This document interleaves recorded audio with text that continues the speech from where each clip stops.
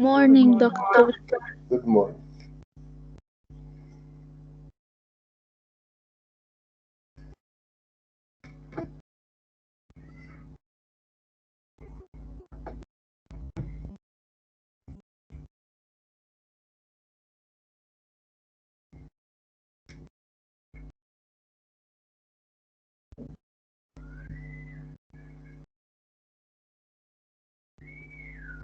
Okay, do you have any questions?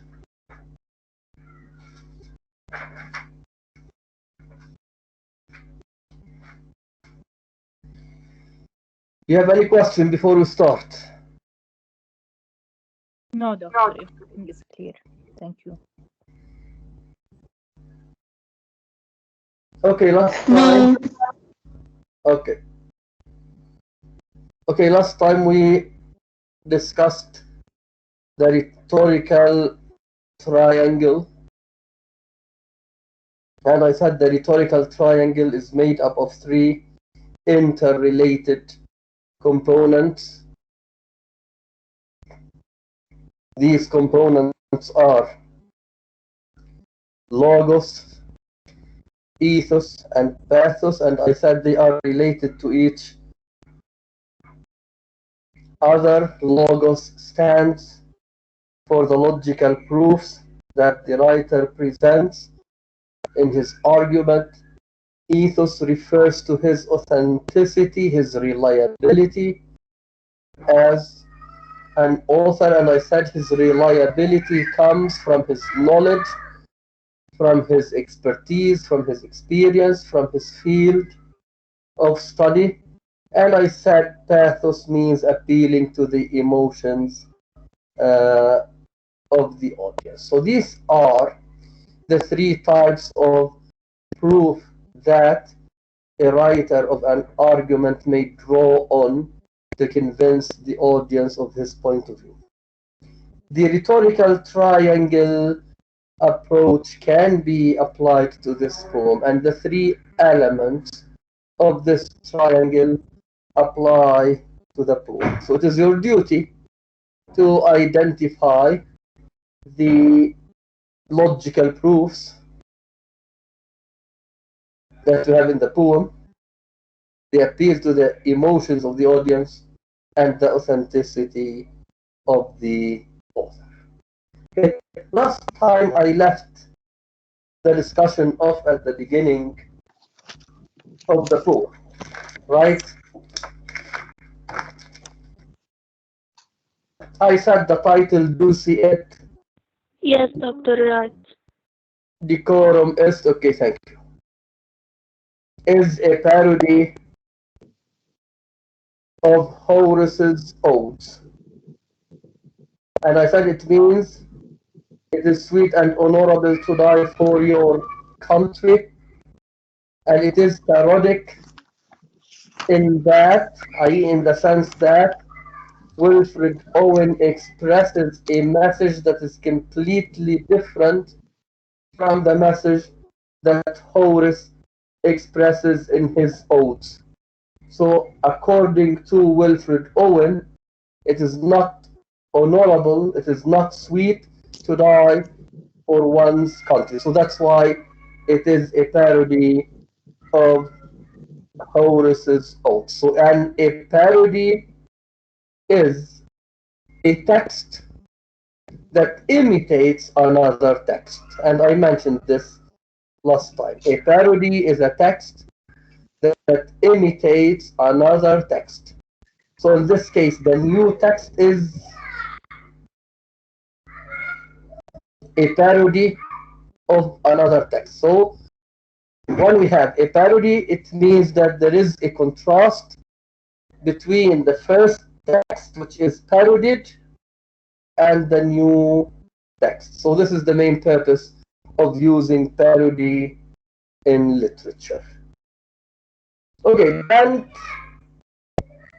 double like old daggers under sacks. Knock-kneed, coughing like hags, we cursed through sludge till on the haunting flares we turned our backs, and towards our distant rest began to trudge.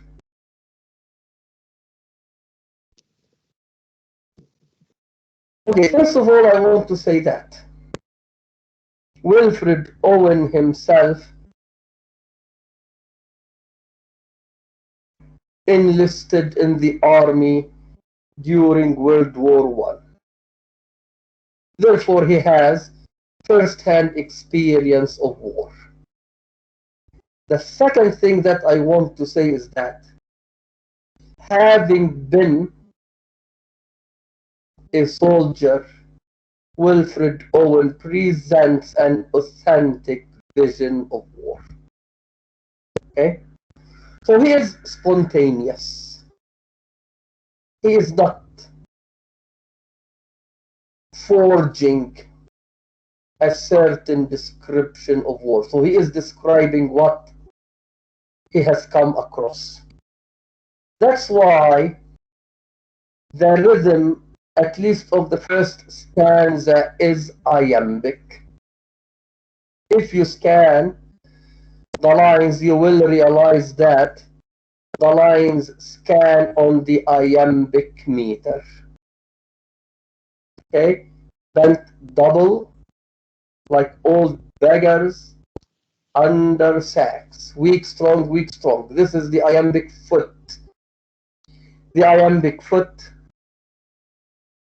is made up of a weak stress or beat followed by a strong beat. So this is the foot. So the first stanza scans on the iambic meter. And I told you before that the iambic meter, according to Aristotle, is the meter or the rhythm of everyday life. So when we speak in our daily life, we speak spontaneously. There is no kind of affectation. Okay? So that's why I have said that the iambic meter of this poem highlights the spontaneity of Wilfred Owen. So that Wilfred Owen is telling the truth. And in the Shakespeare course, I referred to one of Hamlet's soliloquies in which he draws on the iambic meter, and I said Hamlet is a truthful person. Okay, I'm not going to discuss Hamlet now. I will go back to the poem. Okay, so the first stanza scans on the iambic meter. It highlights the spontaneity of the thought.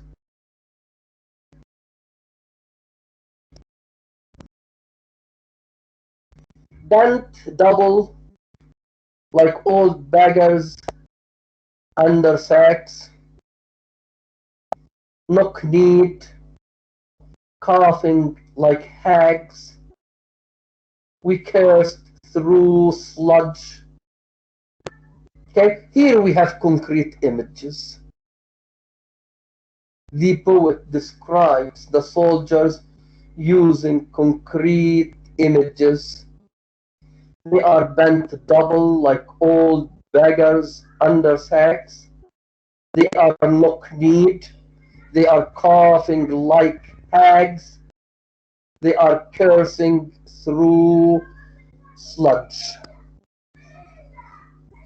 The concrete images that we have in this stanza highlight the exhaustion, the enervation of the soldiers. The enervation.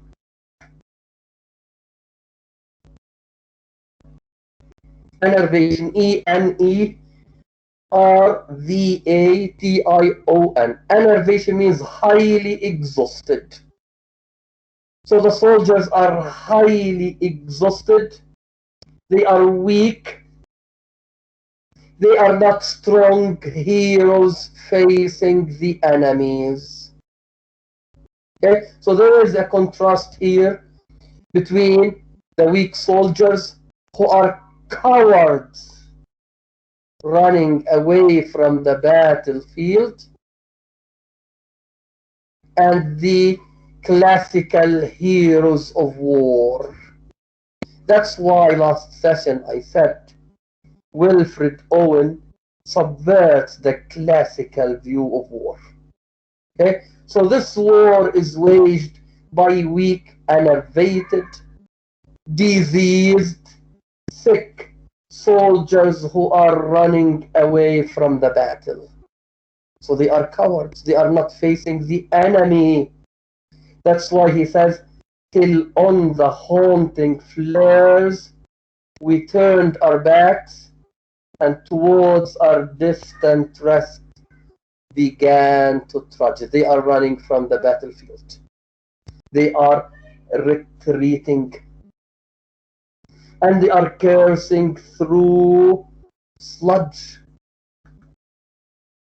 Okay, so this means that I want to comment on cursing through sludge.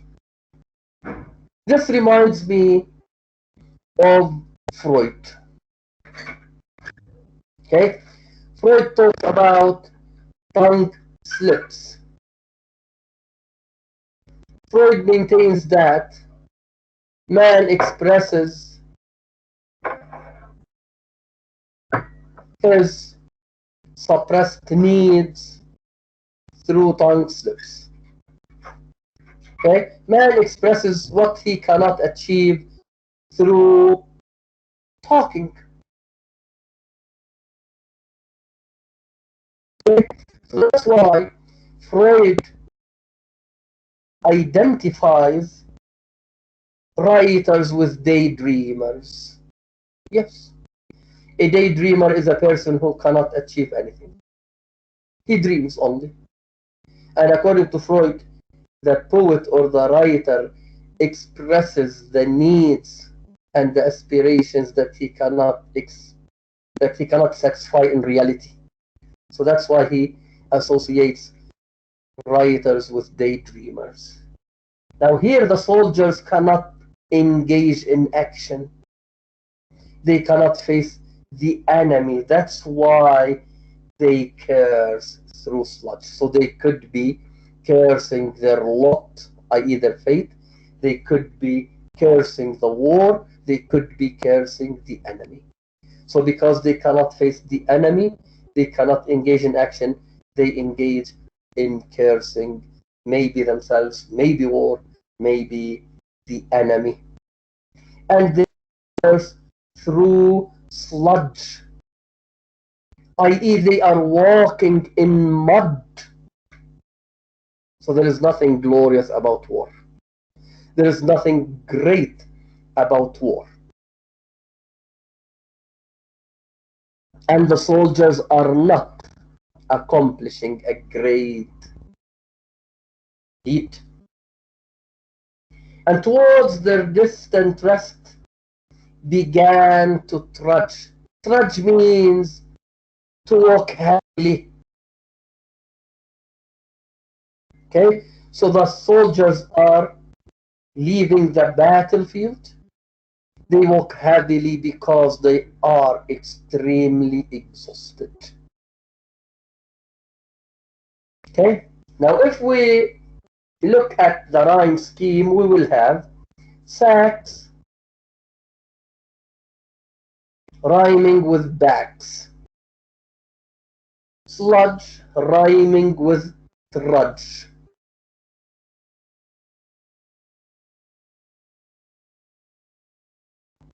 Right? And the rhyme is a masculine rhyme. What does a masculine rhyme mean? When the rhyme occurs at a stressed syllable, it is called a masculine rhyme. So here, sacks, trudge, backs, trudge are stressed. Okay, so there is a strong stress on sacks, on trudge, on sludge, on backs.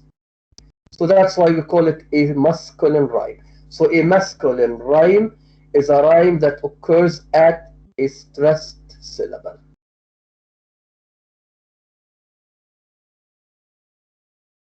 Okay? We have another kind of rhyme. The other kind is called the feminine rhyme. The feminine rhyme occurs at unstressed syllables. And we have examples of feminine rhymes later on in the other stanzas. Okay? So a feminine rhyme occurs at unstressed syllables. Okay? Now here, the masculine rhyme highlights the devastating effect of war on the soldiers. Okay, so war is something terrible that the soldiers experience. Okay, so this. Sorry, doctor. Yes. Can you please repeat this note? What do you want me to repeat? When you said the rhyme here. I cannot hear you well, Khulu, but I will repeat. I said the masculine rhyme occurs at a stressed syllable. Okay, so here sax rhymes with backs, sludge rhymes with trudge, and the four syllables are stressed, i.e. they have strong beat. So the rhyme here is a strong rhyme, it is a masculine rhyme. The feminine rhyme is the opposite, it occurs at unstressed syllables, I said.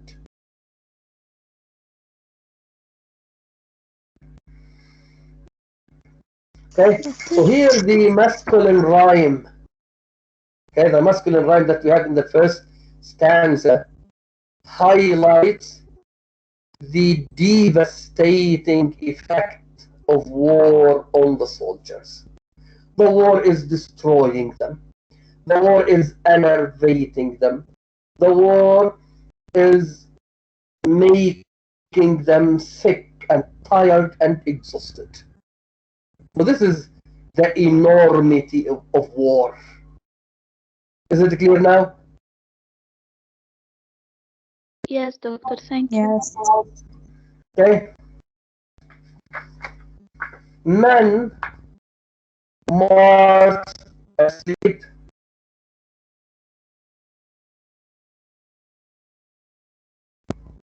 Many had lost their boots, but limped on, bloodshot, all went lame, all blind, drunk with fatigue, deaf even to the hoots of tired, outstripped 5 nines that dropped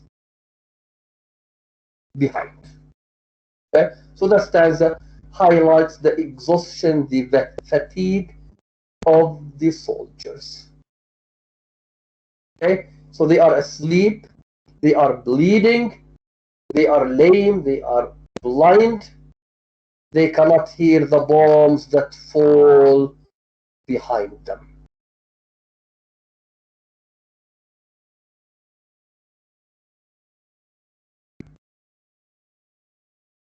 Gas,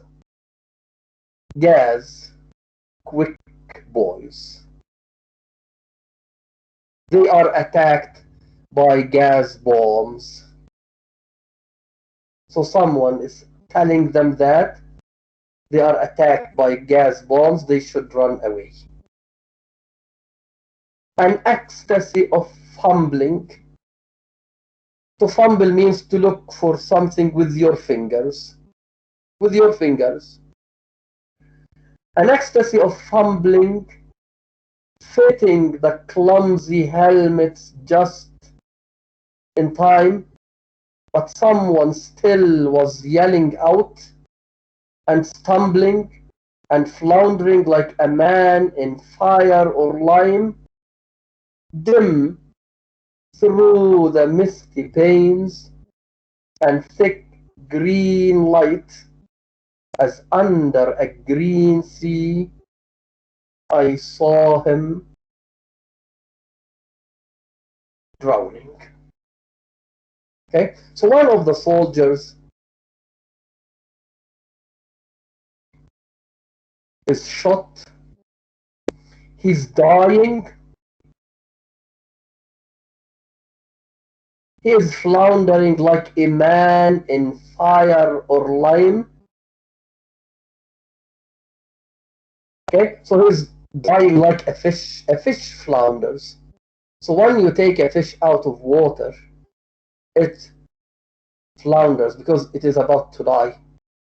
So the soldiers die like animals. Okay, they don't die like war heroes. So war is a cause of death. It is not a cause of life. So that's why the misty pains, we have the description of the misty pains and thick green light. The green light is the light of the bomb that explodes behind them. The green color here is not the color of life, it is the color of death. That's why Owen says, as under a green sea, I saw him drowning. So the dying soldier is dying in a sea of death, green sea. So the green color is a symbol of decay, D-A-C-A-Y. It is the color of death, of stagnation.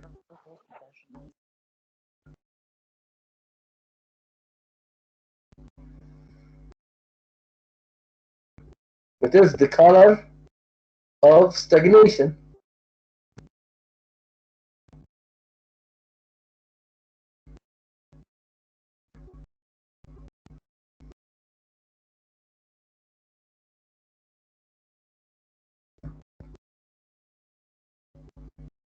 Where are the other students? I have 35 students only.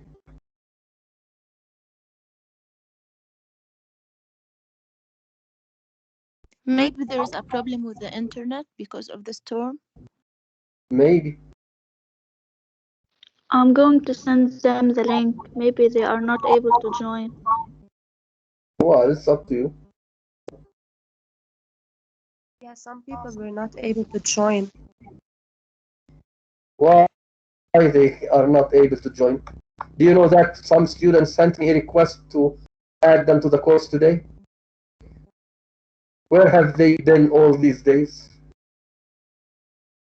They are waiting till the end of the semester to join the course.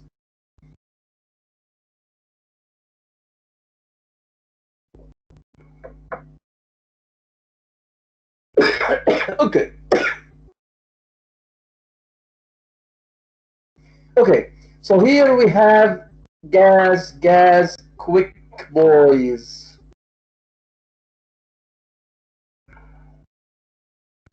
So the soldiers are not described as heroes or as men. They are boys. Therefore, Wilfred Owen seems to be saying that war is waged by boys. It is not waged by heroes. It is waged by people who have no experience of war.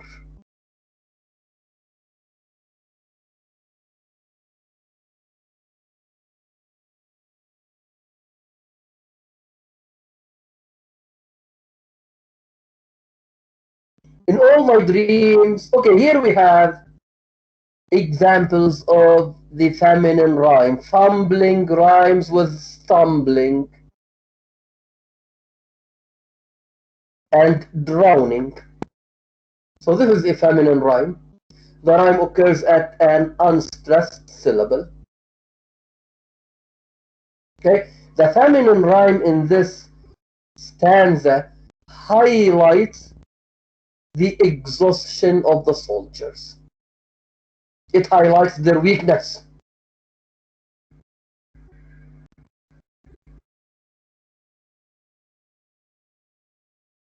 Is it clear?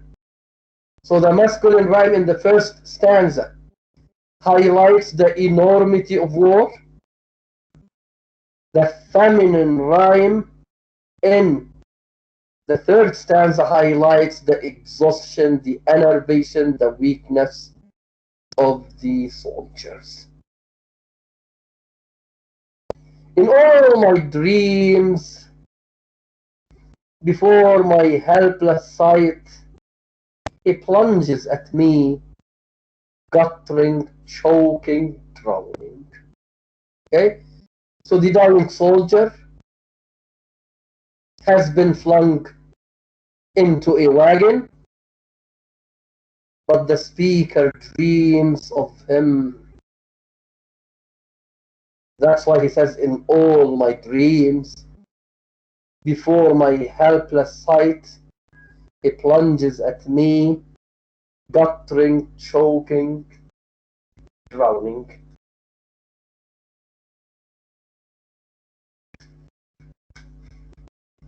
What does it mean?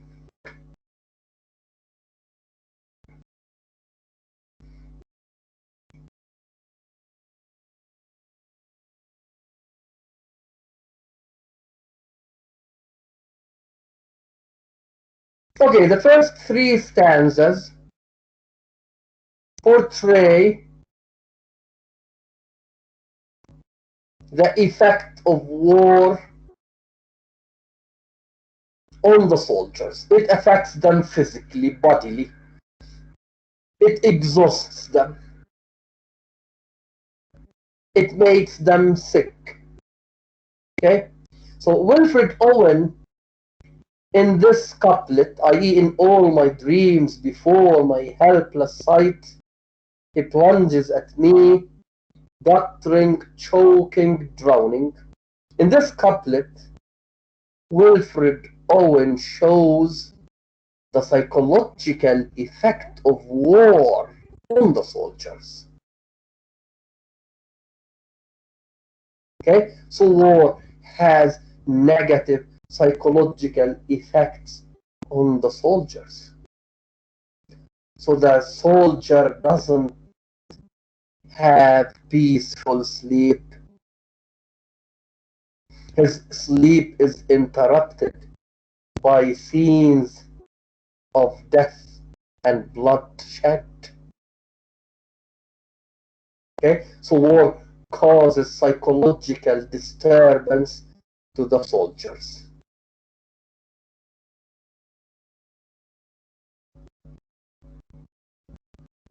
Okay, so this means that those soldiers end up as psychologically sick people. This is what he wants to say.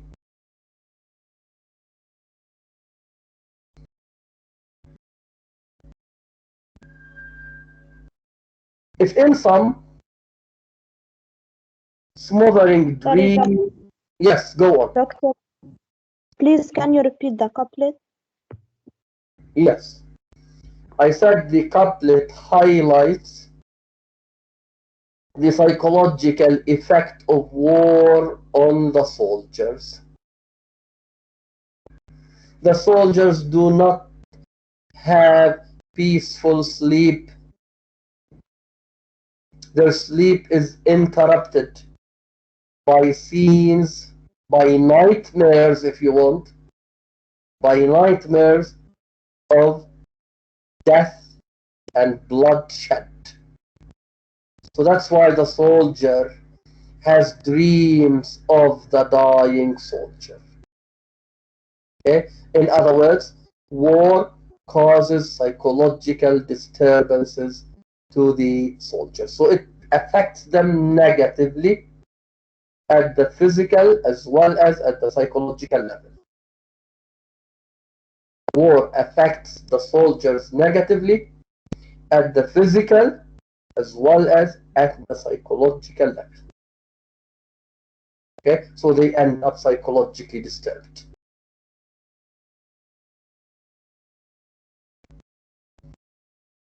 Is it clear? Yes, doctor, thank you.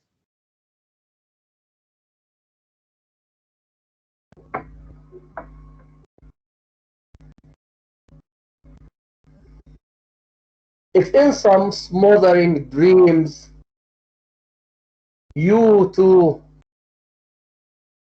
could pace behind the wagon that we flung him in, and watch the white eyes writhing in his face, his hanging face like a devil's sick of sin. I want to comment on this part. Okay, so the face of the dying soldier looks like the face of a devil that is sick of sin. What does it mean?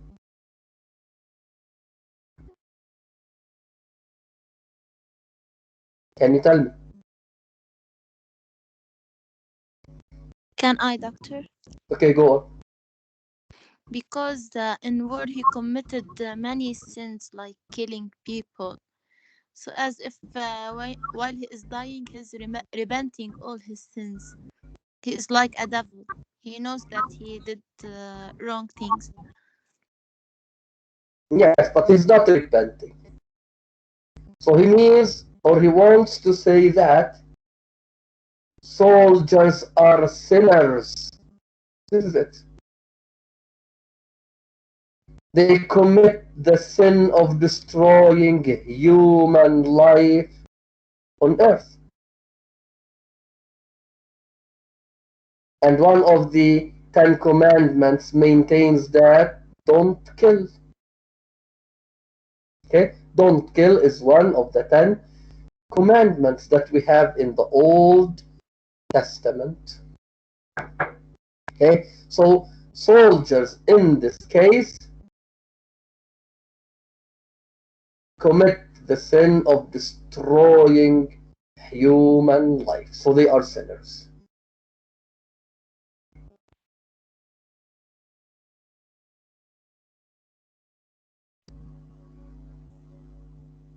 Is it clear? So they commit the sin of killing other human beings.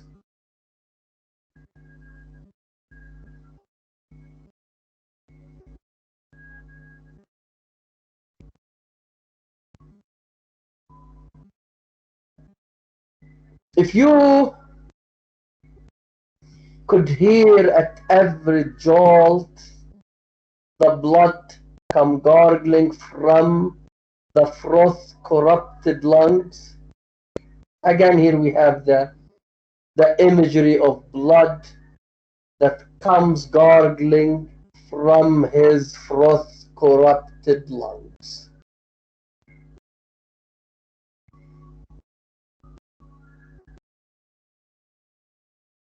Okay, so as we know, blood is the color of sacrifice. It is a symbol of sacrifice. Okay, so the color of blood reminds the reader of the blood of Jesus Christ that has been shed on the cross. Okay, so Jesus Christ has sacrificed himself for the sake of humanity. So his sacrifice is a symbol of rebirth. It is a symbol of resurrection. Okay, so here the soldiers are sacrificed for the sake of death. They are not sacrificed for the sake of life.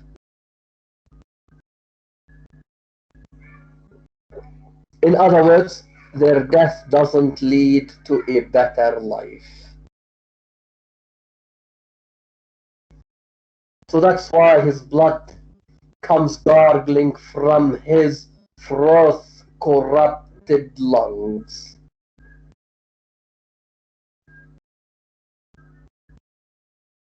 Okay, so his blood is a symbol of disease. This disease is the disease of destroying human life, obscene as cancer, so it is like a cancer. Bitter as the cud of vile, incurable sores on innocent tongues. So his death causes suffering to humanity, just as the cud causes suffering to the innocent child. Okay? So the cud of vile, incurable sores on innocent tongues. The sores are the blisters that grow on the tongues of little children. And all of you are familiar with this. And these blisters cause suffering to the little baby. So the blood of the dying soldier is a kind of cancer that causes death and agony to humanity. My friend, you wouldn't tell with such high zest to children ardent for some desperate glory the old lie, dulci et decorum est pro patria mori. Okay, so if you dream of this dying soldier, you will never tell school children the old lie. It is honorable and sweet to die for your country. Okay? So war for the sake of the country is not honorable. It is not sweet. So this is the motto that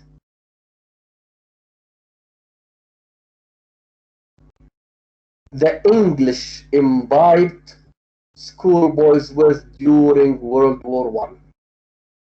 Yes, the English schools aimed at encouraging the boys to go to war to defend the English nation. Wilfred Owen, on the basis of this particular battle, comes to the conclusion that it is not honorable, it is not sweet to die for one's country. Is it clear? Very clear, Doctor. Okay. Can you tell me about the logical proofs that we have in this poem? What logical proofs does Wilfred Owen present in this poem to convince us that war is not glorious? Can I? Okay, go on. First of all, he gave a story about his friend, the soldier who was killed. Okay. This is يعني an example to support his point of view. And the second one, it is like autobiography. He is telling his own story, so it is the authentic one. Okay. Also, he is talking about something that really happens. He is talking about World War II or World War One. That really happened. He's not talking about a fictional story. Okay. Okay, what are the logical proofs that we discussed last week? Name them. There's also action, the reasoning The process.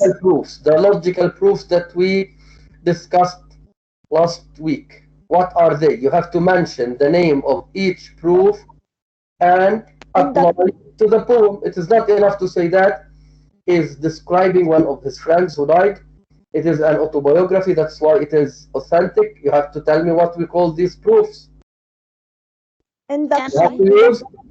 You have to use Induction. the terminology that I have discussed before.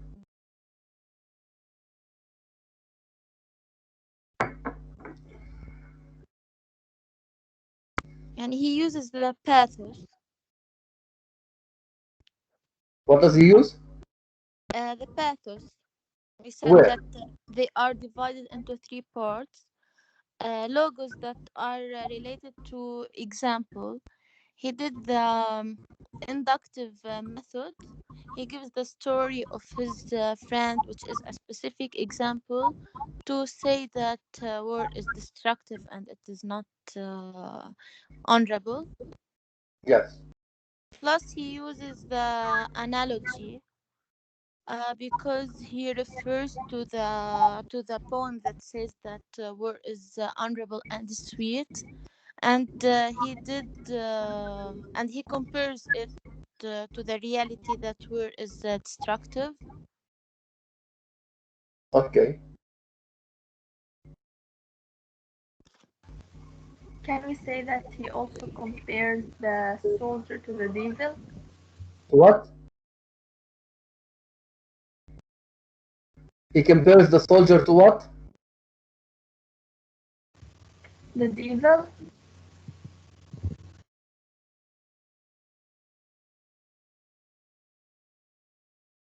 To the devil?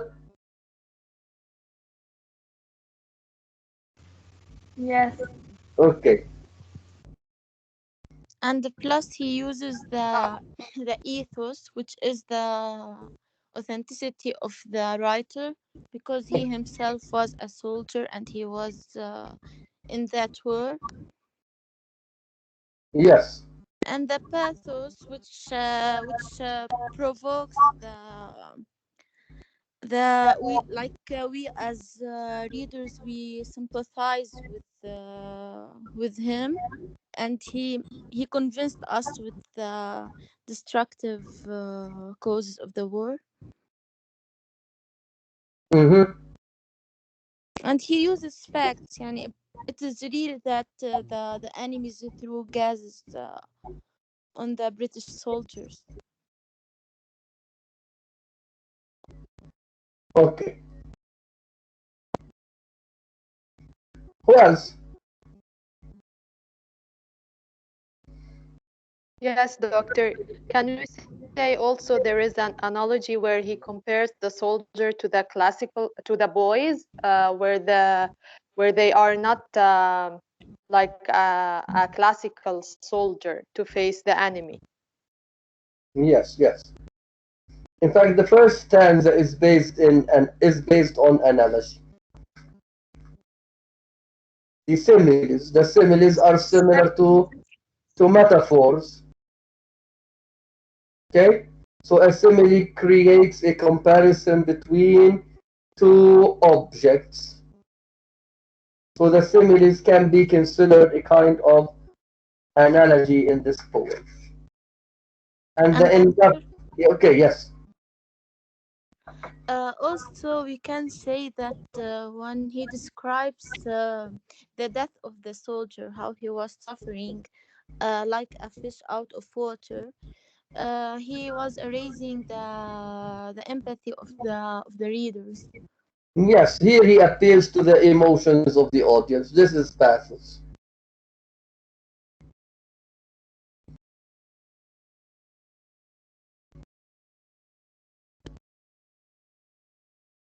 Yes, and also ethos, which represents Owen's reliability that comes from the fact that he himself was enlisted as a soldier of World War One, right? Yes, yes, his authenticity comes from the fact that he himself was a soldier fighting in World War One. So he is describing what he has come across in the war. Okay? So he appeals to the emotions of the audience as he describes the dying soldier. This is number one. He uses the inductive method because he comes or he makes a generalization about war based on one specific instance, which is this battle. So based on one battle, he comes to the conclusion that all wars are evil, i.e., war is not great, it is not glorious, it is not honorable to die for one's country. Okay, go on. Can we say that there is also a metaphorical analogy between what was taught in English schools that were provoking young people to go to war, and the reality that war is destructive?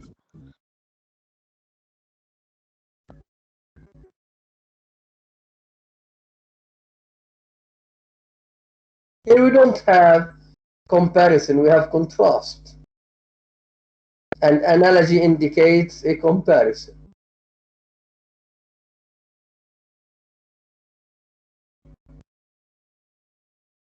Okay, is it clear?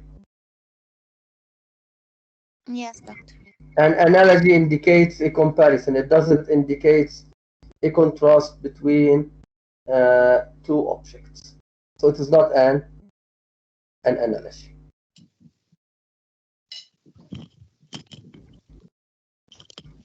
Okay, I want to comment on the rhyme scheme that we have in the last stanza. We have pace rhyming with face, right? In rhymes with sin. Blood rhymes with cud. Lungs rhymes with tongues.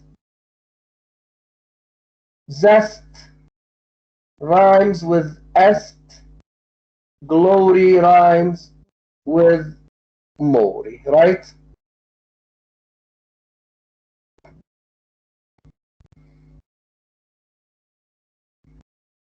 Is it right? Yes, Doctor. Yes. Okay.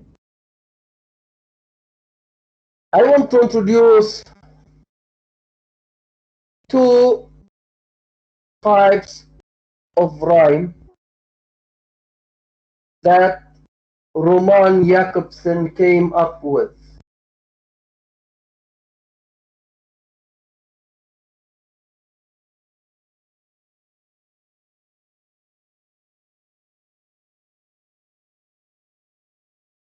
Okay?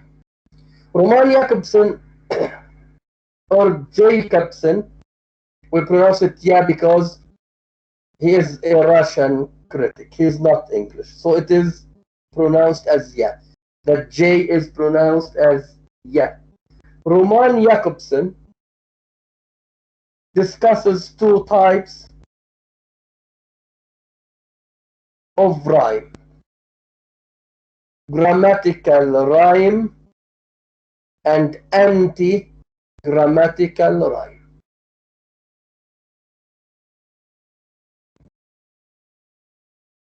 Okay, so he discusses these two types of rhyme in his article Poetics and Linguistics. What does grammatical rhyme mean? And what does anti-grammatical rhyme mean?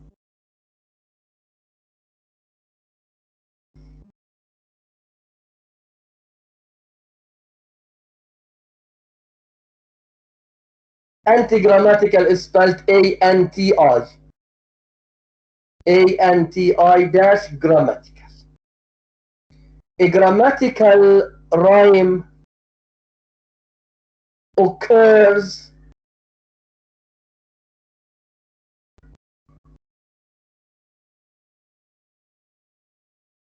at the ends of words that belong to the same grammatical class.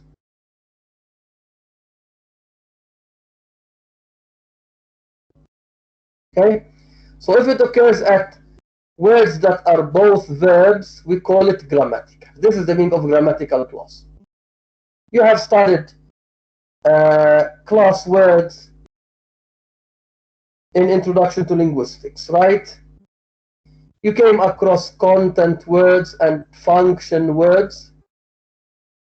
And the content words are verbs and nouns and adjectives and adverbs.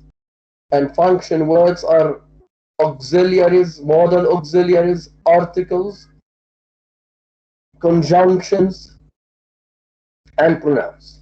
Okay? Now here, the grammatical class means that the class that the two words belong to. So if the rhyme occurs at two words that have the same grammatical class, then the rhyme is called grammatical. Here you have blood and cud. Blood rhymes with cud, and both of them are nouns. Blood and cud are nouns. Therefore, the rhyme is a grammatical rhyme. Okay? Now, the anti-grammatical rhyme occurs at words that belong to different grammatical clauses. They occur at words that belong to different grammatical clauses. For example, you have face rhyming with face. Let me read the line. If in some smothering dreams you too could pace. Pace is a verb here. It is the main verb of the sentence, and could is the auxiliary verb. It is a modal auxiliary verb. So it is a verb. Pace rhymes with face. Face in line 3 is a noun.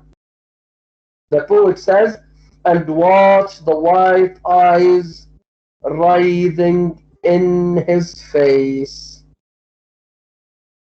Face rhymes with face. Face is a verb. Face is a noun. Therefore, the rhyme is anti-grammatical.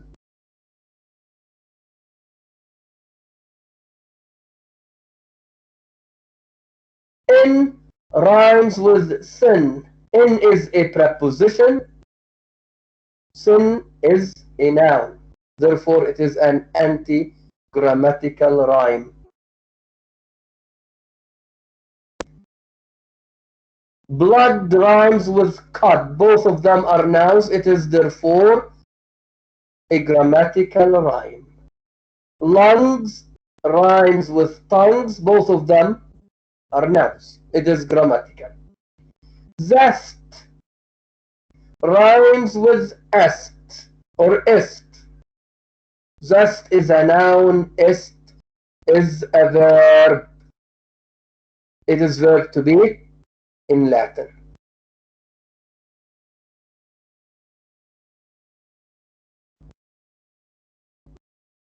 Therefore, zest and est belong to two different grammatical clauses. So the rhyme is anti-grammatical.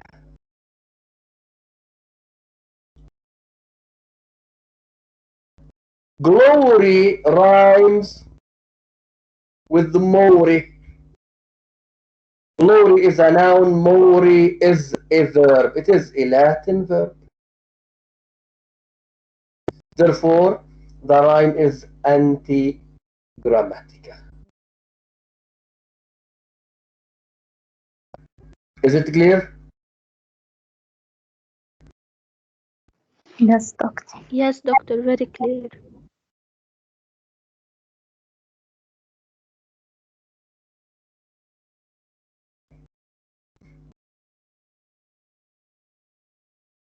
Okay. This is Wilfred Owen, and this is the Rhetorical triangle approach. Do you have any question before I start discussing something new? Doctor. Do you have any question? Yes, doctor. Can I? Yes? What is it? What are the logical proofs in this poem? What is The logical proof. the logical proofs? Yes. We refer to them.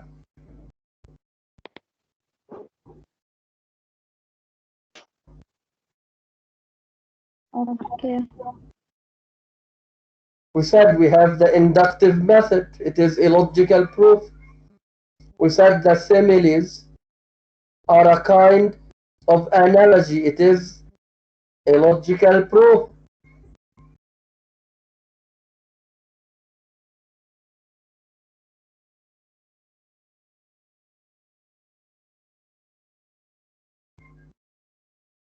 We said ethos comes from the authenticity of the poet because he himself was a soldier, and ethos occurs in the last 3 stanzas, i.e. it refers to the description of the dying soldier.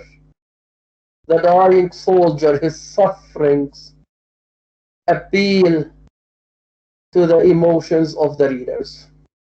The way Owen describes the sufferings of the dying soldier leads the reader to sympathize, to pity, to sympathize with the dying soldier. So by appealing to your emotions, Wilfred Owen convinces you that war is evil.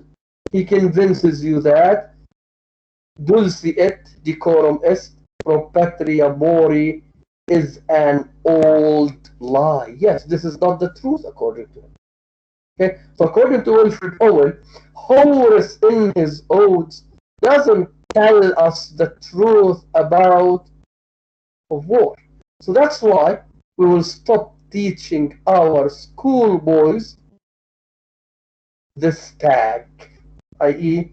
dulce et decorum est pro patria mori.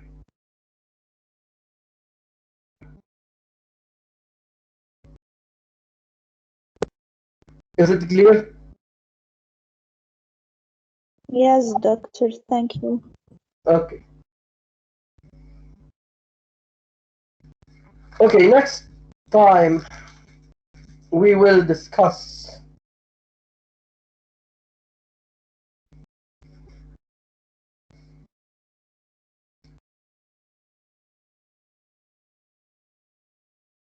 Cathy Song's poems. Okay, we have 2 poems by Cathy Song. The first one is entitled Lost Sister, and the second one is entitled Heaven. I think the 2 poems are available online. You may download them. And I will send you these 2 poems by WhatsApp. Okay, I will send it to the group of this class. So make sure you read the 2 poems.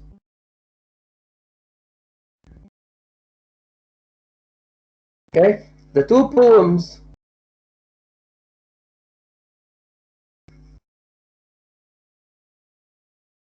deal with the status of immigrants in their host countries. Okay, so I will discuss this methodology in detail on Thursday, but I will introduce it briefly so that you will understand the 2 poems. Okay, now immigrant writers deal with the status of immigrants in their host countries, i.e. in the countries where they are living. So if you travel to America to live there, it means that America is your host country. Okay?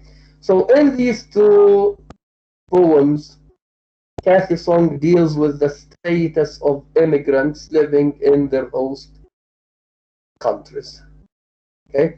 Now the immigrants living in host countries are called exiles. EXILES.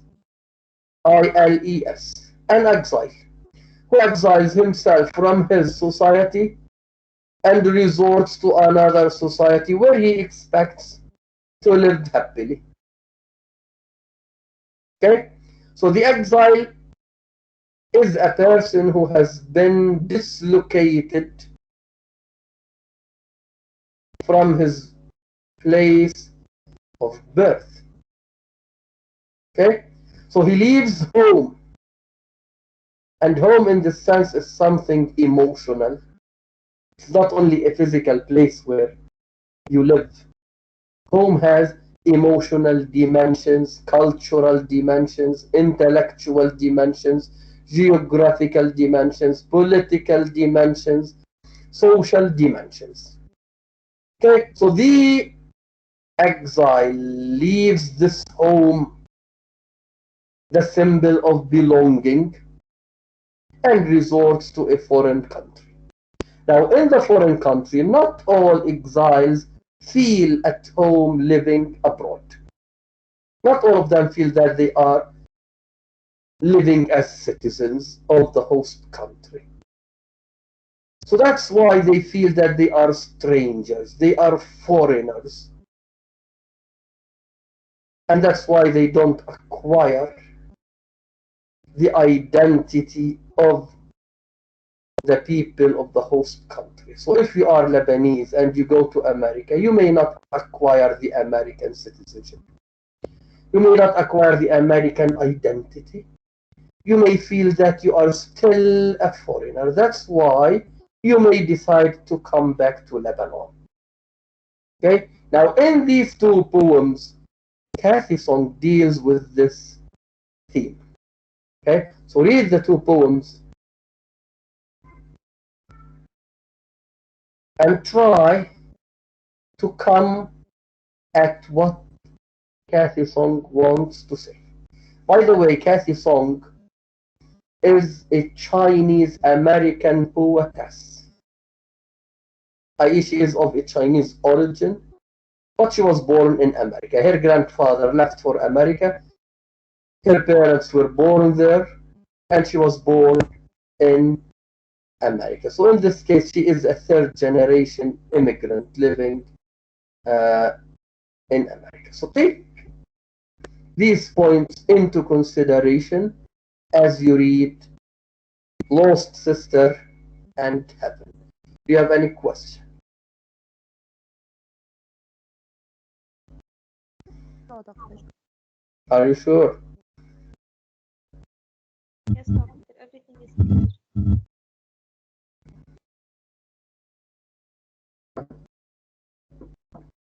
Okay, then I will dismiss the class. We will meet on Thursday. Enjoy reading Cathy Song's poems. Thank you, doctor. Thank Okay, you. thank Thank you. Thank you, doctor. Bye. Thank you, Okay. Doctor. Okay, thank you for attending.